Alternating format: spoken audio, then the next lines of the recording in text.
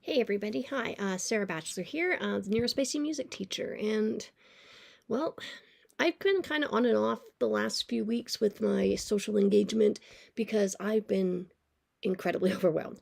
I'm also sick because I'm a teacher, and so of course I wait until the first day of break to crash hard, and so I have a stuffy nose, but I'm upright today. It's a Monday, and I feel like I should try and get back into the groove of things. And part of the reason that I'm feeling so overwhelmed is just because it feels like we're living in the plot of a dystopian novel. And I don't think I'm comfortable with that. And I don't like how helpless I feel, and I don't, there's a lot of things about how I just feel like, oh my gosh, all these things that are happening in the world, and I want to make positive change, and I'm just one person, and it just gets to be a lot. And we are living in a time of political unrest and social division and constant uncertainty. And so if you are also feeling anxious, exhausted, angry, numb, overwhelmed, add to the list. I'm here for you, and I just want to say this very clearly. This doesn't mean that you or I are failing right now. What it means is our brain is responding to ongoing stress exactly the way it's designed to. So today this video is about surviving times like this, living in a dystopian era. I want to talk about our mental health from a neuroscience perspective. I don't want to talk about how to ignore reality, but how to protect our nervous system. And I also want to focus on, for neurodiverse people, why this is so important and why it's challenging for some of us. So if these are things you want to talk about or hear more about, you're at the right stream today. If these are topics that interest you, please like, subscribe, and share. I feel so weird saying that, but I'm starting to get viewers, so maybe more people would like to watch what I do. So yeah, for those of you who don't know me, I'm a teacher here in the province of Alberta. I'm also a musician and a proud mom of 5 kids. I'm as neurospicy as you get, and so some of my children, unfortunately, are as well. But, I just live my chaotic life out loud. It's been an adventure and full of mistakes, but I find that being open and honest about my past and my truth gives other people permission to do the same. And so that is what my streams and my videos are all about.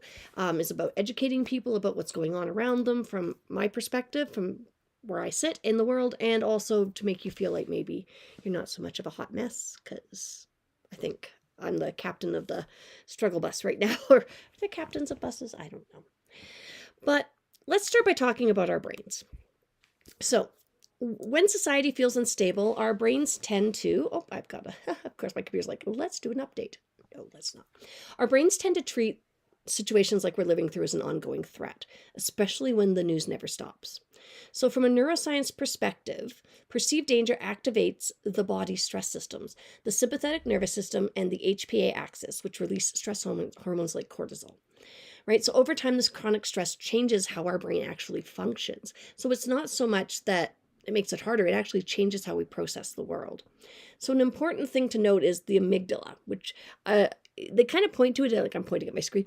It's like this little purple spot right there. It's inside your brain. It's about the size of an almond, and the amygdala is fascinating. It's part of our Paleolithic brain. So back from the time, if you believe in evolution, if you don't, whatever, it's still Paleolithic brain, they call it, where we've evolved. And so here's how information works going into our brains, regardless of if you're neurodiverse or not. All information comes in through all of our 5 senses, all right? And our brain asks one question. That's all, just what it asks. Is it safe? If the answer is yes, then it passes on to the upper part of our brain here, all the pink and green and yellow parts that you see on the picture, and it starts to sort and process, because the second question it asks is it important? And then it knows where to put it. The amygdala is the gatekeeper. It's what says, is it safe or is it not? And if it says not, then we go into that fight, flight, freeze. And there's one other one, fawn, I think. We go into that emergency state. We get extra adrenaline surging through our bodies. This is when women like lift cars off their babies and fight off bears, right? We get that surge of adrenaline and we get out of the situation, or we freeze to protect ourselves. But we go into these sort of non-cognitive responses, right? There's no real cognition happening. This is our body on autopilot, and its only job is to keep us safe. Now, here's the thing. If you're a neurodiverse person, when things hit the amygdala and they're new, the chances of your brain going, new, but yeah, okay, are a lot less than for somebody who's neurotypical. In fact, for autism, it's almost always new information is, nope, this is not safe. So often when we present new information to people on the spectrum, it's overwhelming to them because they shut down. And they can't help that. We can't help that. Our amygdala says, nope, not safe. And so then we're just reacting. And we can do an awful lot in that reactive phase, but it's not until we have cognition and processing. It may allow it through slowly, and it may take us time to process, and then over time we can adjust and think about it. But in the moment, we get caught in that cycle of fight, flight, freeze, and I believe it is fawn, so I'm sticking with it. And we don't have cognition. Now, with neurodiverse people, even when the brain says yes, the next question being, is it important? Our brain goes, I don't know. And it just puts things places, I guess. There's a lot more science behind it than what I'm telling you, but this is just sort of an overview, right? So when you know that about your brain to begin with, if you're a person with neurodiversity, that immediate flight of anxiety, the tension, that this is part of how our body processes things. This is how we have evolved to keep ourselves safe and alive. It kind of makes sense that we're constantly feeling like we are under threat when there is never ending new information that's terrifying, right? It's a little bit different. Neurotypical people, they can process it and it's still overwhelming and it's still a lot. And I'm going to start with strategies to help that part of our population. But the neurodiverse, we have a little bit of a different, little, I don't know, vibe a little bit. We have to handle things a little differently. So what does this prolonged stress look like? Well, regardless of whether you're neurotypical or neurodiverse, right? It will look like our thinking becomes more rigid. Right? We're going to stick to what we know. Emotions are going to feel bigger and harder to regulate. Focus and working memory decline. Now, this is one that I definitely notice when I start to hit burnout, overwhelm, sensory overwhelm especially. This is where my memory is my number one trigger. I'm like, oh shoot, I'm standing in the photocopier room with a coffee cup again. Yep, no, I'm overwhelmed, right? It's hard to pause instead of react, right? And I think if you look at the comment sections on social media, a lot of us are sitting there because it's really hard to just scroll past because some of those things just trigger us. And we're like, oh my gosh, I must tell you why you're wrong. And then we do. But it's not so much a mindset problem. This isn't a mind over matter. It's not. This is biology, right? It's our nervous system and it's actually under strain. And you cannot think your way out of a stressed nervous system. Believe me, I've tried. When your brain thinks it's in crisis, it's going to respond as though your whole world is in crisis. It's not going to be rational. So what is the antidote for this? Well, the number one thing that triggers people is the lack of agency. Agency is the ability to make choices for ourselves. And for me, the older I get and the more I work with other humans, the more I realize that power and control is everything. Well, first and foremost, behavior is communication. That is my life-changing thing that I discovered. That truth really has led me to understand people in a different way and really respond, hopefully with more kindness and compassion. But then when you look and you go, everything's about power and control, right? Because we don't want to feel helpless. When we feel helpless,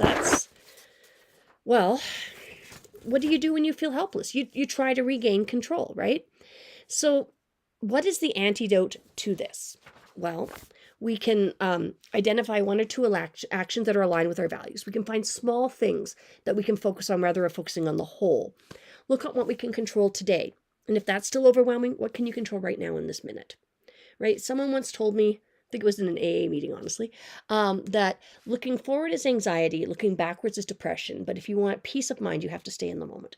So when you feel overwhelmed and stressed, if you ask yourself, am I safe?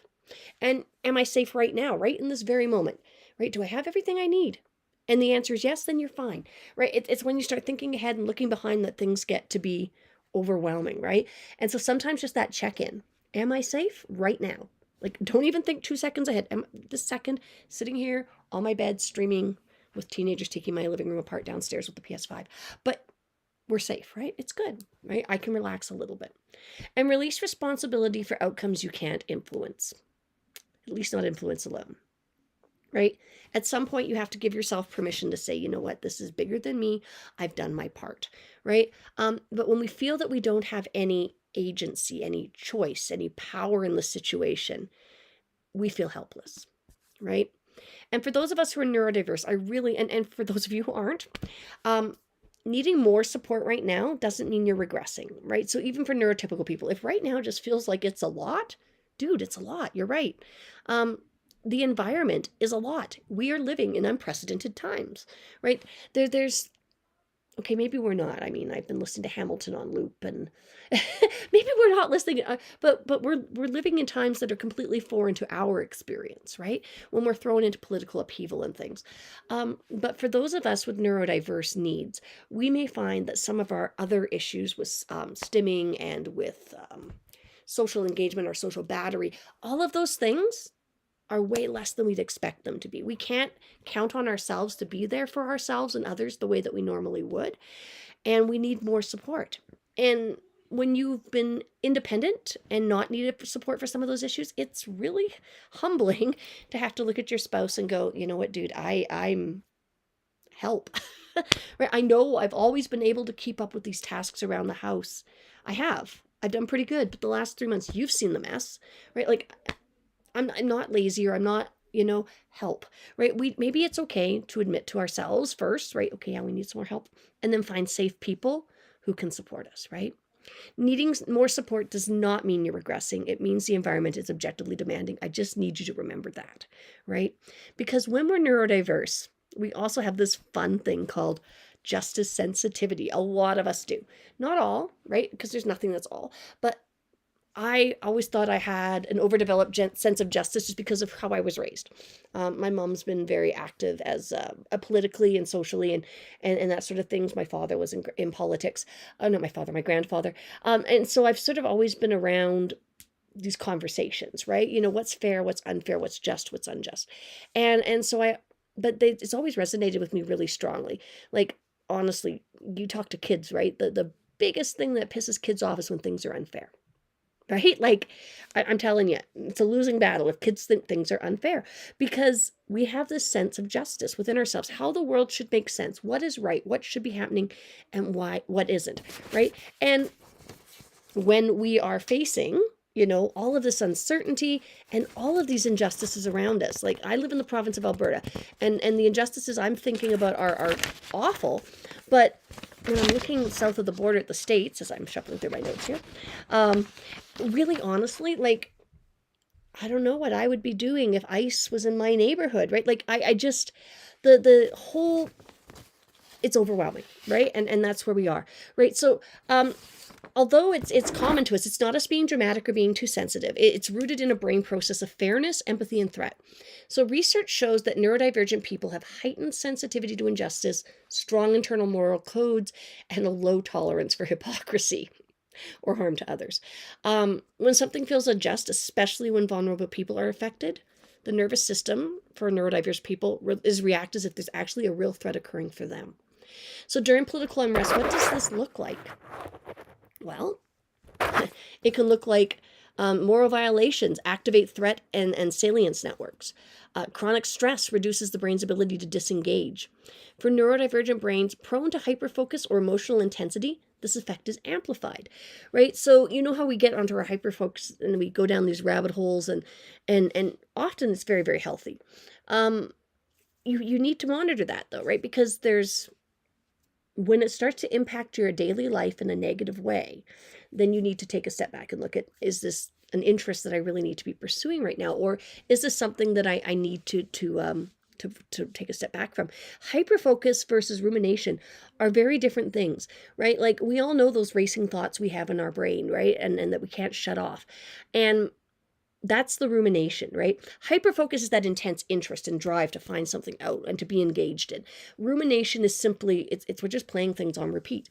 And as a neurodiverse person, my brain is wired to play things on repeat. Anyways, believe me, I have a playlist of every horrible thing I've ever said or done in my life that runs on rotation. I mean, I think neurotypical people do too, but there's a reason why I was misdiagnosed as bipolar for my racing thoughts, right? It's because those racing thoughts have such a negative impact on my life, right? On my ability to function.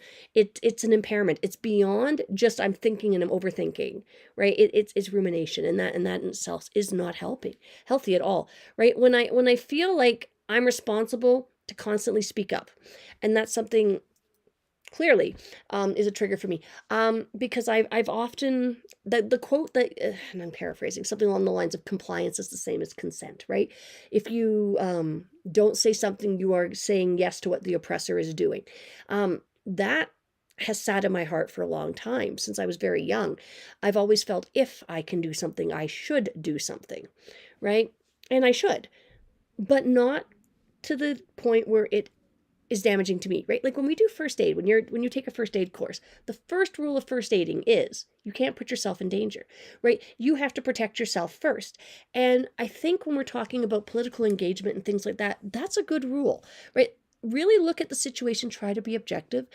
If you're not, it's helpful to have a husband who has absolutely opposite political beliefs living in the house because he tests my bias on a daily basis.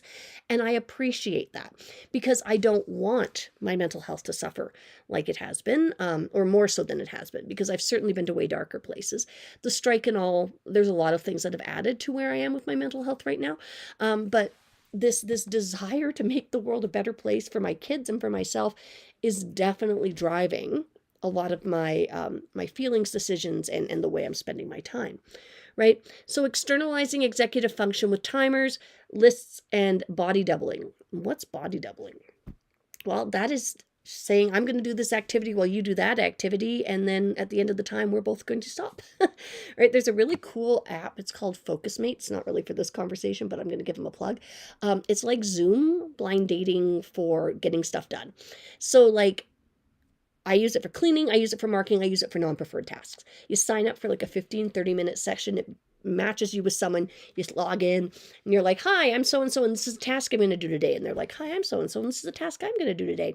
And then you mute your camera things, and sometimes you turn off your cameras, depends on the people. And then you just do your thing. And then at the end of the timer, you check back in and you're like, hey, I got A, B, and C done. I still have to do D. And they're like, hey, I got this and this done. And it's really awesome if you're struggling to get like tasks done and you just need, like, I do better with another human around. I don't know why. Parallel play, that sort of thing has always been a safety for me. I'm a better teacher when I have an EA in the room. I truly believe this, right? So that body doubling thing can be really helpful. So if you have a partner or friend or things that can support you in that, or things, our cats things, I don't know, I wish I had a cat. But if you have someone else who can support you, that really makes a big difference. And it's okay to admit that we need to outsource, as my friend calls it, some of our executive functioning things, right? Like let's use timers, right? My Apple Watch, it's a lifesaver, right? Choose text-based support instead of phone calls if that's easier. Am I the only neurodiverse person on the planet who really thinks the telephone is evil? I mean, I hate talking on the phone. When I don't have visual cues, I don't remember the conversation. So if there's anything that I have to do during this time when I'm overwhelmed, I try to do it text-based, right? Like it really makes a big difference just having that second to pause, reread what I've said before I sent it.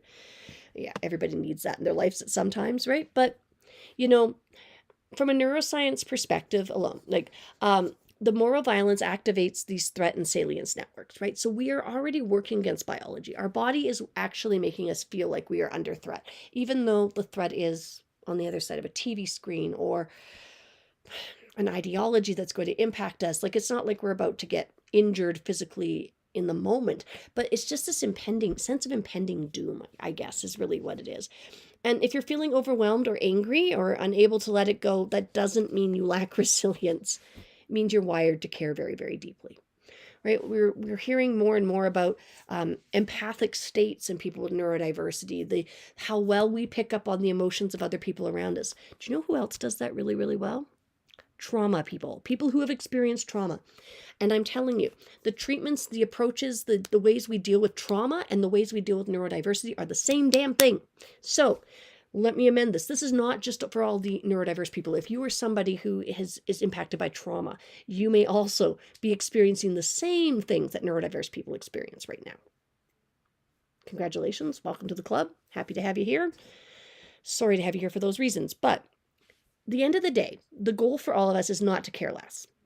Because honestly, my empathy and my caring is one of the things I think is best about me. It's one of the reasons I make relationships with my students so quickly and with everybody. I've never met a stranger. I mean, if you're a strange individual who's going to come give me a past life reading or something, like you'll find me. I mean, I just attract those people. And that's probably because I am one of those people. But I love that about myself, even though some days I hate it. But really, I do love that about myself. And that's how my brain is wired, right? So the goal here is not to care less. It's to care sustainably. How, you may ask? Well, join me on my journey of hypocrisy of things that I know I should be doing, but I'm not. Some of them I'm doing. But honestly, use your sensory tools without guilt. Dude, if you need those headphones, put them on, right? I don't care if it's just because your toddler's like banging blocks together in the living room and you swear you're going to lose your mind. Been there. Put on those headphones. There's no shame in that, right? If you need to stim, do it. Oh my gosh, have you discovered how fun wiggling is? Somebody told me flapping and wiggling, and I as a stimmer, my stims tend to be I do patterns with my fingers. I do a clench unclench thing with my hands, but I clap my feet together like a grasshopper. It's a kind of personal thing to say, but sometimes in bed at night I'll just clap my feet together because I'm happy, and it makes me feel even more happy. So I mean, I swear to God, if that's what you need, do it. Right? Some of the things we do are a little weird to look at, admittedly, but if it works, if it soothes you in the moment, it allows your brain to re-engage with other things, do it, right? And do it guilt-free, please, because this is what your body needs right now. It's not, just be your weird self, let your freak flag fly. It's delightful, just go with it, right? Create a decompression zone somewhere in your home that is yours, right? For me, I'm in my bedroom. This is pretty much my decompression zone. I have my whole wall of yarn. Like, if I can show you a wall, like this is my safe place, right? And so I come here and I when I shut the door, my family knows that I'm either live streaming or I just need a minute because I almost never shut the door. But it's my safe place. Make sure you have something. Just try and find a place. Maybe it's a bathroom with the door it locks. When my kids were younger, that was my place, right? It was the only place my children and the cats couldn't find me, right? Limit news intentionally. Like, we need to stay informed, right? This is a marathon, not a sprint, and it's okay to pass the baton to other people while you take a break. When you're ready to re-engage, though, which is where I'm at, I really have taken a week off. I'm limiting my time.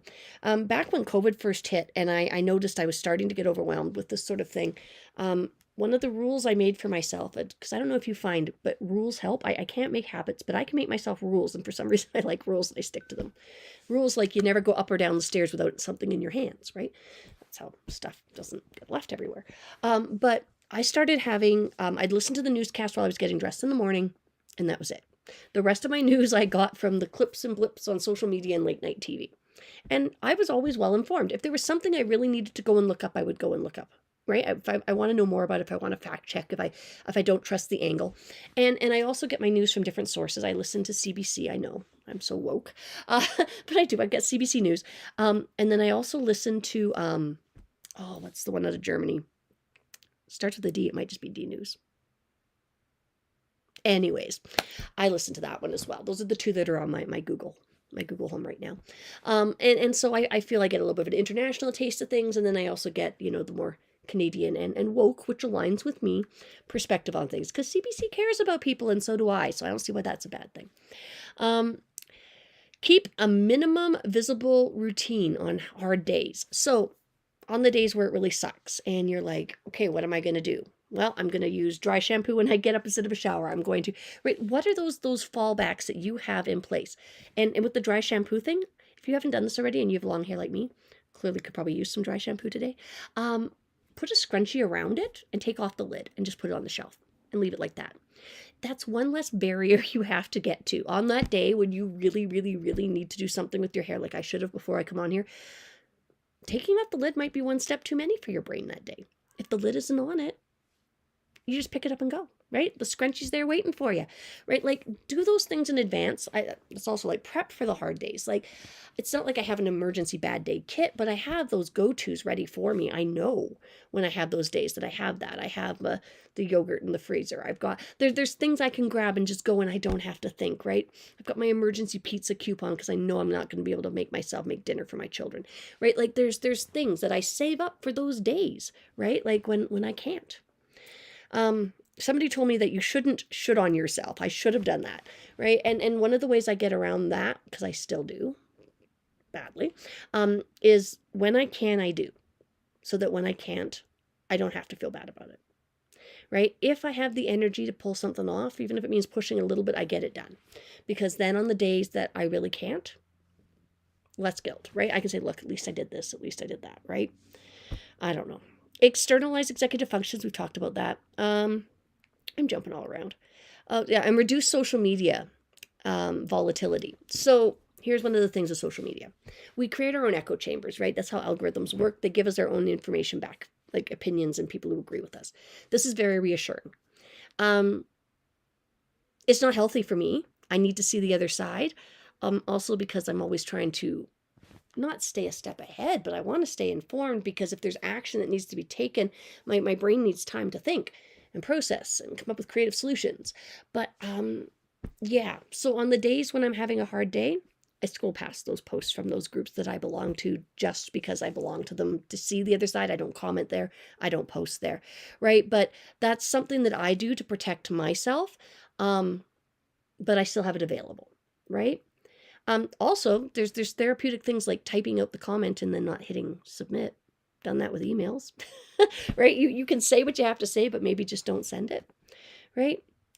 But if you're feeling overwhelmed and crazy right now, well, it's because our brains are literally working against us this way.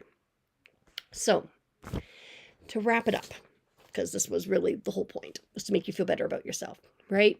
A couple things you can do. Set your news windows 2 times a day. I'm going to check when I get up in the morning. I'm going to check when I get home from work, and that is it, right? Get out and get moving around. I know here it's minus 24 or something today, so that's not me. But, if you can get up and do some exercise, and I'll add to that, get up and do something doesn't mean you have to finish it, right? It's better to start the dishwasher, even if you're not going to unload it that day. Even if you have to run it through again the next day, because laundry, right? I'm terrible for that. I put in a load, I don't remember to go back, right? So run it through twice. Who cares, right? But get up, get moving, get something done that you can check off your list, right? Just do one thing that's in with your control, right? Today, I reorganized my yarn section. That's one thing I can control, right? Connect with a safety person, right? So have people in your life who you can be honest with, hopefully. I hope you have those people. For me, like I have my husband and even my child who's 13. I can talk to him about certain things that aren't adult, but like he's also neurodiverse, and I want him to understand how to develop positive coping mechanisms, because I certainly didn't growing up. And I want him to avoid some of the pitfalls that I had. So he's 13. He's hearing the news. He's politically engaged in his own ways. And so I want to make sure that he's properly informed. But we have those conversations, right? Like, how are you feeling about this, right? Like we have one of my children is trans, right? Their sibling is trans. And some of this legislation coming down is brutal. And I said to my kid, like, hey, how are you feeling about how this affects Minmi, right? Like, where are we at on this? And I think connecting with those people is important. And I would add to that, this is the time that your echo chamber actually is kind of healthy, right? Sometimes you just need some validation. Sometimes you need to reach out to those people who you know are just going to jump in and have your back, right? And we can't be politically engaged all the time. We shouldn't be, right? So if you are overwhelmed as well, number 6 there, I like that. Regulate first and respond second, right? It's really easy to react. And I find that reaction is natural, right? That pause button, not all of us have it, right? Without my Vyvanse, I'm telling you, I don't have that pause button. I go from 0 to 100. But with my pause button, I can make better choices. I sometimes still lose my temper. I still say things I regret, but at least I've paused first. So we'll take that as a win. And that said, because not all of us have safety, right? I am concerned about people right now. We don't have to carry everything. And these numbers are in the comments as well. Please reach out, right? Please, like seriously, I'm somebody who's been in these dark places. If you know me and you know my history, you know that my mental health has always been something I've battled with. And there's no shame. In fact, it takes a great amount of courage to reach out for help. In fact, there comes a point where it gets really hard to reach out, and you need people to reach out to you. And I hope you have people like that in your life who are keeping track of you and things. But if you aren't and you feel alone at all, please, these numbers are here for you, right? Make use of them. We've got, and this is my favorite thing, I see the crisis text lines. I wish when I'd been going through my darkest days, there had been text lines, because I could have reached out. I would have been able to find the energy to do that. Picking up the phone, I don't know. right? Like that would have been too much sometimes. But it was easier for me to walk into an emergency room than it was for me to pick up the phone. That's how much I hate the phone. But I would have been able to text. So I just leave these here with you and share them. Share them with the people you care about. We all want everyone to be alive and well at the end of this holiday season, the end of all of this unrest, because we are going to get through this, people, right? Like, I know. But if you read the history books, I mean, yeah, it gets pretty bad, but then things get better. So maybe we can just be a part of the process where we make it maybe just not get quite as bad this time. I don't even know. But I just really want to reassure you that reaching out is not a weakness. It's a productive response to overwhelming stress, right? If you are feeling isolated, there's nothing wrong with reaching out. One of the things I found over the years that really, really helps me is I find somebody else in a similar situation and I help them. Service has been my salvation, honestly. It's probably one of the reasons I joined the Mormon church, because service is such an important part of everything they do. And the church says, right? Like when I walk through the door and they'd say, what can I do to help you? And they were genuine, right? And I'm genuine. I really, what can I do to help?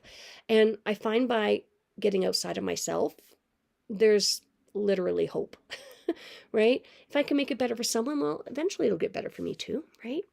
So don't be afraid to help others. Don't be afraid to reach out, and don't be afraid to ask for help, right? We are living in unprecedented times. Take care of yourselves and others. And right? The goal, again, this is our mantra right now. It's not to care less, it's to care more sustainably. So keep fighting the good fight. Those of you working the recalls, I'm there with you. Those of you thinking of entering into politics, I've talked to people who are like, maybe there needs to be a candidate like me out there. And I'm like, yes, there does, right? Get engaged, get involved, but do it to a point where you can manage it yourself and be safe, right? Mental health is health, and you need to take care of yourself. So with that, I wish you the best of the holidays and the best with all of your, dystopian efforts, and Merry Christmas.